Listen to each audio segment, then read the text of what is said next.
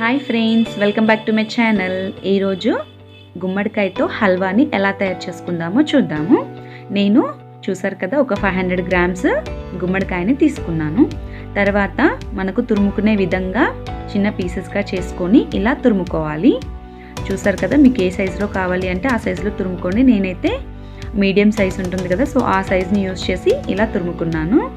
నేను చెప్పే విధంగా మీరు చేసుకున్నారనుకోండి, చాలా టేస్టీగా ఉంటుంది గుమ్మడికాయ హల్వా అనేది. అండ్ ఇలా తురుముకున్న తర్వాత ఇందులో నుంచి కొంచెం వాటర్ ఇలా హ్యాండ్తో తీసేసుకుంటూ ఒక బౌల్లోకి ట్రాన్స్ఫర్ చేసుకోండి.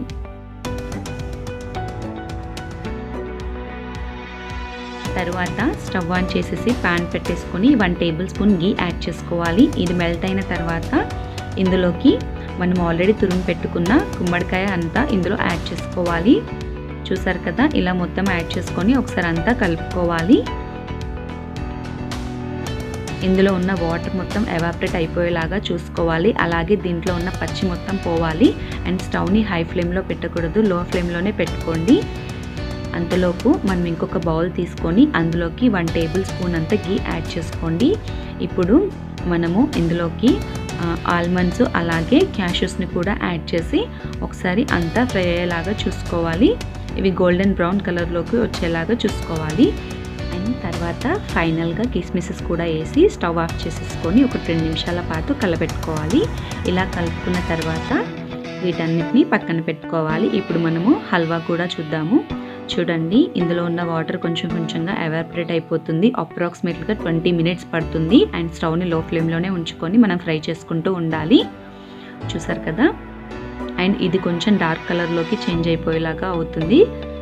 చూడండి, ఇప్పుడు మొత్తం వాటర్ అంతా ఎవాపరేట్ అయిపోయింది. అండ్ ఇది కూడా పచ్చి కూడా పోయింది. ఒకసారి టేస్ట్ చేసి చూడండి, మీకు తెలిసిపోతుంది. తర్వాత ఇందులోకి 5 టేబుల్ స్పూన్ అంతా షుగర్ యాడ్ చేసుకోండి. ఇది మీ టేస్ట్కి తగ్గట్టుగా మీరు యాడ్ చేసుకోవచ్చు. మాకైతే 5 టేబుల్ స్పూన్ షుగర్ పడింది. అండ్ అలాగే కాచి చల్లార్చిన పాలు ఒక 5 to 6 టేబుల్ స్పూను మిల్క్ కూడా ఇందులో యాడ్ చేసుకోవాలి.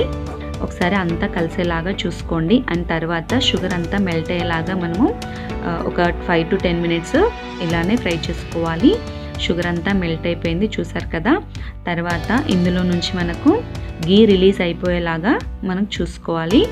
మొత్తం గీ అనేది మనకు రిలీజ్ అవుతూ ఉంటుంది ఒక 10 మినిట్స్ తర్వాత. చూసారు కదా, ఇలా వచ్చిన తర్వాత ఇందులోకి ఇప్పుడు మనము ఆల్రెడీ ఫ్రై చేసి పెట్టుకున్న డ్రై ఫ్రూట్స్ అన్నిటిని ఇందులో యాడ్ చేసుకోవాలి.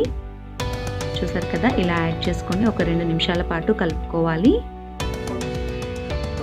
ఇలా కలుపుకున్న తర్వాత ఒకసారి స్టవ్ ఆఫ్ చేసేసి ఇప్పుడు సర్వింగ్ బౌల్లోకి మనం సర్వ్ చేసుకుంటాము. ఈ విధంగా మీరు చేసుకున్నారనుకోండి, గుమ్మడికాయ హల్వా అనేది చాలా టేస్టీగా ఉంటుంది ఫ్రెండ్స్. మీరు కూడా ట్రై చేయండి. అండ్ ట్రై చేసి ఎలా ఉందో కూడా నాకు చెప్పండి. చూడండి ఫ్రెండ్స్, ఎంత బాగుందో.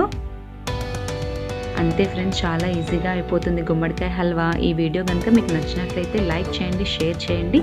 For more videos please subscribe to my channel.